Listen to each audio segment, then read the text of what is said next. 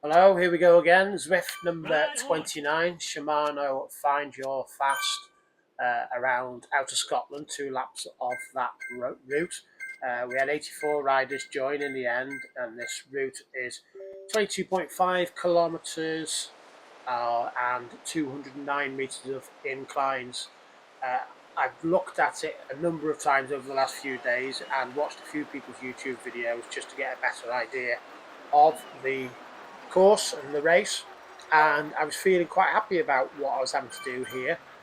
And that was because the course was quite punchy, all the inclines were quite punchy and short, so that suits my riding style. So I was quite looking forward to the course, and I'd obviously prepared by looking at everybody else's rides that are on YouTube on the same course. So feeling reasonably confident, but I always say that, and ultimately that doesn't really create a final end product of a really, really good finish. But hopefully I can improve on it. But you can see here, uh, try and have a conversation about the anvil, although I spell it oval, whilst trying to do predictive text messaging.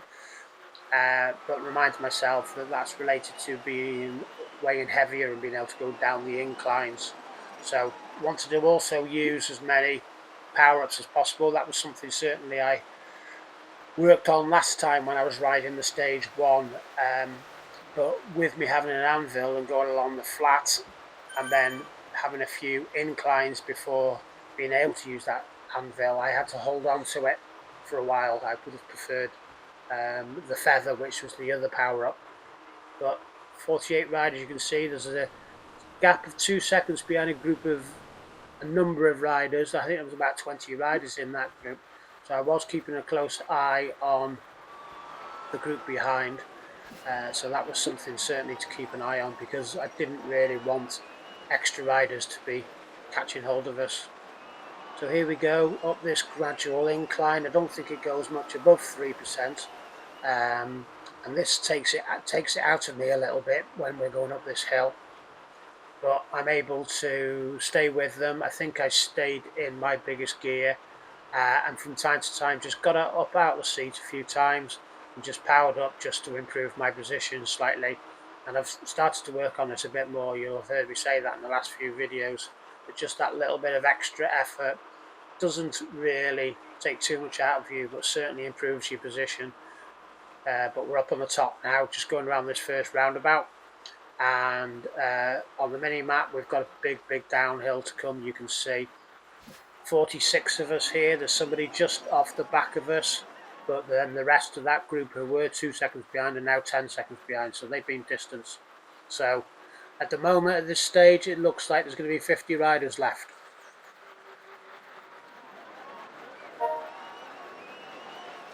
So as we drop down this steepest descent of the course, I start seeing a few riders I've spotted before. There's Johan Verstraete on the right hand side.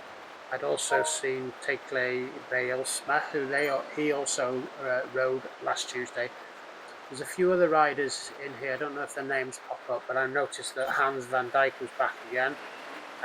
Karsten Beck was also riding again. He was the rider last Tuesday who I spotted. There's Hans van Dijk commenting. I think it's related to somebody having a real push on this steepest incline in the race. Well, I say it's the steepest. I'm not sure how that compares to the Clyde Kicker 8.5% on the top. I decided to really power up it and get up over the front.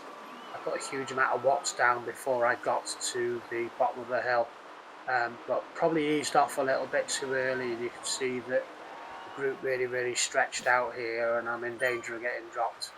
You can see there's a split, about 10 riders in front, and with it being really fast pace as we drop down the other side of the steep hill, you can see that I'm a little bit concerned that I might get dropped.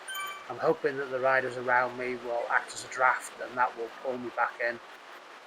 But we've got another little punchy climb here. You can see my watts go up over the 450s, nearly 500, and I really power up, and that helps me to improve my position greatly, and puts me in a far better position right at the front of that peloton.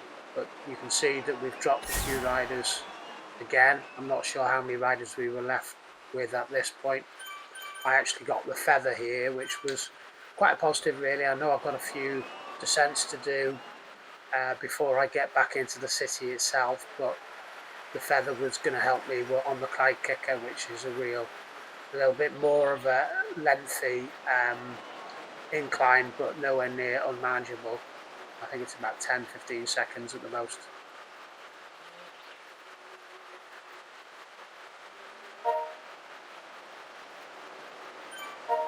So two other riders, there's Seebeck, Karsten Beck, he rode last week, and also Simon Janssen, two Norwegian riders there. They took part last week and did really well. But I'm feeling really good at this point. 84 riders, I think we said at the start. We've got around about 40 riders in this front group, and I'm up with them, so that's nice. I have predominantly been getting dropped by this point in other races, especially with the longer inclines that we've had to manage over the last few weeks. So pleased that I've been able to keep hold of this front group. I am struggling, but you know, isn't everybody? Probably everyone's at their limit and working really, really hard. So just got a few undulations to go before we start to head back into the city and the ominous Clyde kicker to come.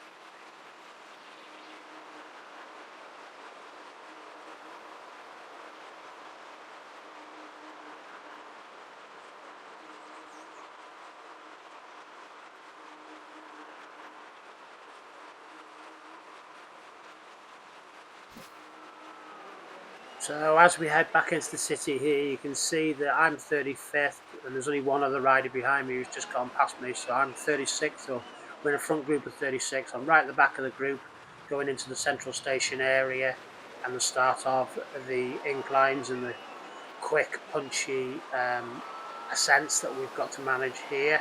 And I wouldn't have liked to have been in 36th position. So I power up here on that first slight incline and then pop my feather, increase my watts up over 500, and I'm able to get in a really nice position. So really pleased how I've been able to manage that. What I can tend to do then is ease off down this slight descent here, and just before we get to the turn, what I choose to do is power up again. So here it actually didn't register as quickly as I thought it would have done, but powered up again and improved my position again into top 5 position. So that's not somewhere where you've been seeing me in these videos, so that's been nice to see. I've been right up at the front here, being able to dictate a little bit as to where I am and control my position a little bit better, which was pleasing. So I've got a few descents here back to the finish line, and just hoping that I can use the benefits of the draft and stay with the rest of the group. And we've also dropped somebody else, which isn't a surprise with those inclines, because predominantly that's where people get dropped in all of these races. So we've lost another couple, or maybe one or two, I'm not sure. So 11.4, 11.2 kilometres, I think it is, on the circuit to go. And we are down to the final, well, it looks like 30 here, because I'm 29th and there's nobody else behind me. So top 29 position. So really pleased with this.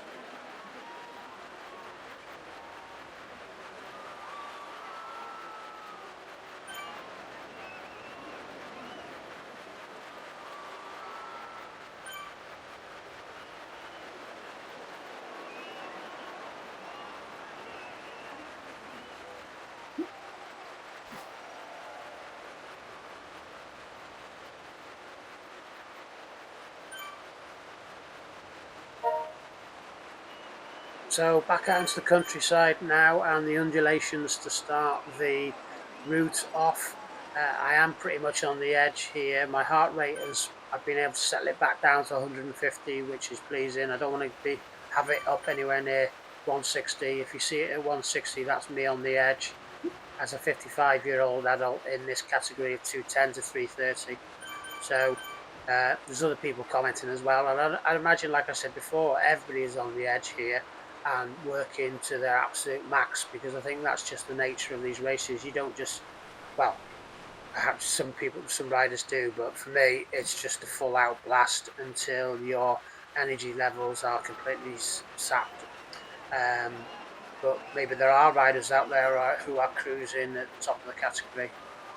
So this incline took it out of me. It's a very long incline. I think we started it on about 20 minutes and 40 seconds there, and by the time we get up to the top, it's probably going to be around about a 40-second blast, if not longer, of just staying at 2-3%. But you can see my position is slowly dropping off. I do get out of the seats a couple of times just to try and catch hold of people. There was a slight measure of that, but by this point you can see my heart rate's up into the 160s, 165. So I'm gone now, as well as some other people. Zip there comments that he's gone. But you can see the group's distance. I think I can bridge this gap. So I'm thinking you might see, although there we go, there is a power up there, power that I put in there to try and catch hold of them, thinking if I just catch hold of them here before we get down this slope, I can use their draft just to stay with them.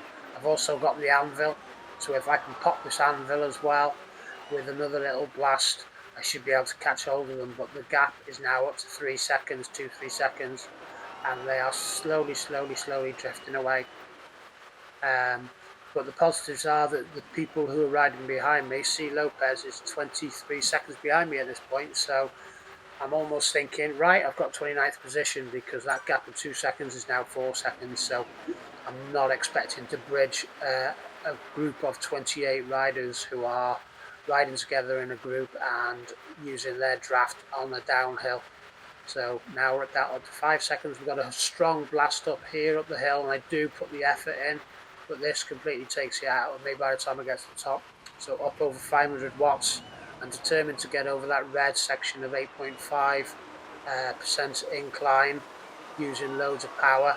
But then by the time I get into the blue sections there, you'll see that my watts just completely drop off as I'm starting to drop down the hill. Still quite impressive that I've got it up over 300, but heart rate at 160, 163, that's going to be me done and dusted, really. But feeling positive about how it went. I asked ChatGPT for some advice again on what bike to ride, which is very interesting. He's told me to use the Cavallo S5 2020 again with the disc on the back wheel. He says that's the best setup for this route. And who am I to argue with ChatGPT? So, yeah, 5.6 kilometers to go. What I'm doing now is looking at the distance between myself and the riders behind. I've got C. Lopez who's catching me quickly. He's 5 seconds, but I'm thinking the others who are 16, 17 seconds behind, hopefully I can keep them at a distance. There goes C. Lopez. Absolutely no attempt from my point of view to try and catch hold of his back wheel. I would have loved to have kept hold of his back wheel, but it was just too much for me. So now I've got the riders who are, I was thinking I was going to be able to hold off, but you can see the gap between myself and them is down to 10 seconds as well. So really struggling here now.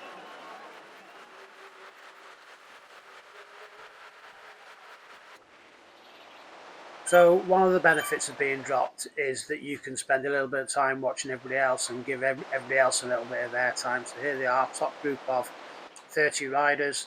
They've opened up a gap of around about 10-15 seconds ahead of me. Let's have a look there, 11 seconds. Oh no, sorry, massively out with my estimation. They've already opened up a gap of 45 seconds on me. C. Lopez, you can see his time, how he's increasing his gap in front of me second by second. It's gone from 13 to 15 as I've been talking over the last few seconds. I've got the group behind me who are 9 seconds behind. I've got 4 kilometres to go. Do I feel as though I'm going to be able to hold them off? No, probably not. Am I also thinking perhaps that I will ease off and just get in their slipstream and save a little bit of energy whilst I ease off? But I'm caught in two minds really, and what I end up deciding to do is to continue to use my power. My watts are really high, average, or a good high level at 239. So I continue to try my best to work hard. You can see there for a split second I was up above 270 watts, and but they are only 7 seconds behind me. There's only three riders, so I'm not too worried about even these three riders going past me, and for me to finish in about 30-second position. But dropping down a few hills now, coming close to coming back into the city, and the last few steep inclines, which we all know is part of the crit course. Here now you can see down to 3 seconds, so ultimately we know that they are going to catch me, and I'm probably easing off a little bit now in a understanding that I do need to just conserve a little bit of energy. This hill used to take it out of me as well. 4% incline as we go up, turn left at the top and into the city. So they're right up with me now, and I'm just going to ease off, like I said, and ride with them for the last few kilometres and try and stay with them. Shortly I'll jump forward to the leaders in an attempt on this occasion, because I've missed it over the last few races, to watch the leaders go over the finish line. So I might slow it down at some point soon, just so that we can see the leaders crossing the finish line, because I think I do catch them. So as we come to the Clyde kicker, M. Kiefer and Jeff Harter go past me. I catch hold of them. I'm very aware that they're going to come past me.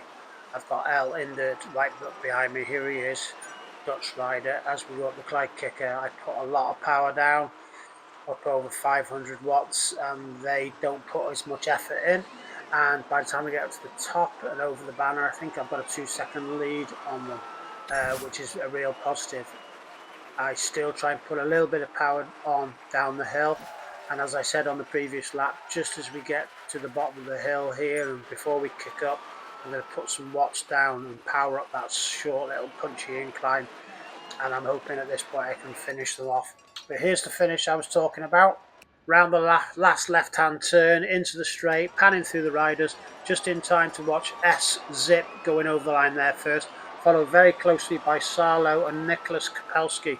Sarlo was bombing up close behind, but Kapelski, even better than that, he came from about 6th place back over the last few metres.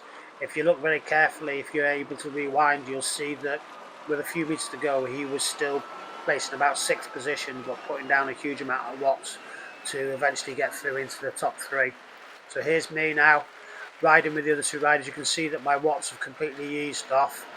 I'm hoping to get a bit of a draft towards the end, and I'm just going to cover what they're going to do here. 0.8 kilometres to go. I'm not able to ever put a sprint out in these races, but just going to see what happens, see if I can stay with anybody. And at this point, I think just we go around these bends here, Harter puts down a bit of a burst, and I attempt to go with him. I put some power down on that last slight incline up the hill. He's put down his feather, and I'm tracing hard up over 500 watts, which is good for me. Hoping that I can just catch hold of his tail and pip him at the finish line. I'm also looking at the clock to see that M. Kiefer is also a second behind me and not looking like he's going to catch me. So at this point, I'm thinking I'm not actually going to catch Jeff Harter, and that I just need to maintain my position here, an equal gap between myself and M. Kiefer. And that's how it ends up. And just as I come up to the finish line in 31st position, you'll see I totally ease off, just because I'm absolutely goosed at this point. But all in all, I enjoyed the ride. 2.6 average watts as I went round, which is a little bit better than obviously the 2.5 I've been doing recently. I'd love to get back up to doing 2.7 watts or 2.8 watts. But I was pleased with how I competed, and I was pleased that I was able to stay with those riders up the front for so long. But ultimately, I just got dropped on those inclines on the second loop. and they actually ended up, I think, about 2 minutes ahead of me. But I'll show you the results now, and we can take it from there. So here are those results. S-Zip, as I said, 3.2 watt average. Sarlo, 3.2 watts again. Nicholas Kapelski, 3.1. So Ragnarhead, I think he's ridden before as well. That name rings a bell. And H. Freund, 3.2 watts. So yeah, positive results for all of them increasing their watts. S-Zip has gone up outside of the category. Here's my group, Johan Verstraete, who I've ridden back close to before. Hans van Dijk also, he's usually comments quite a lot in the races. There's Lopez. He finished, let's have a look there, about a minute ahead of me in the end, and you saw him go past me. But yeah, I'm pleased with how I got on there. Like I said, it's a nice course. I enjoyed that course. Nice punchy course, and yeah, plenty of descents as well, which makes it really good. So I'll ride again on Friday. Friday, I don't tend to ride as well and as powerfully. That's because I play football on a Thursday night. And usually this Tuesday ride is my more productive ride. But I'll have a go again Friday and see how I get on there. Hopefully plenty of people will have a look and take what they need to take from my race in regards to tips for D category riders. You know, I'm 55 years of age and I'm riding at 2.6 watts average there, so I'm quite pleased with that. And I do have to remember that 12, 18 months ago, I was always struggling to get up to the top of the 2.4 category. And that's, and that's besides the point that at one point I was riding, after taking a break for about 3 months, I was riding around about 2 watts per kilogram. So I've made great improvements, but not sure how much more I will be able to give. But let's see how that journey pans out over the next coming weeks and months. Thanks for watching. See you all Friday, around about 5:10 maybe, if I'm doing the same race again. Cheers. Bye-bye.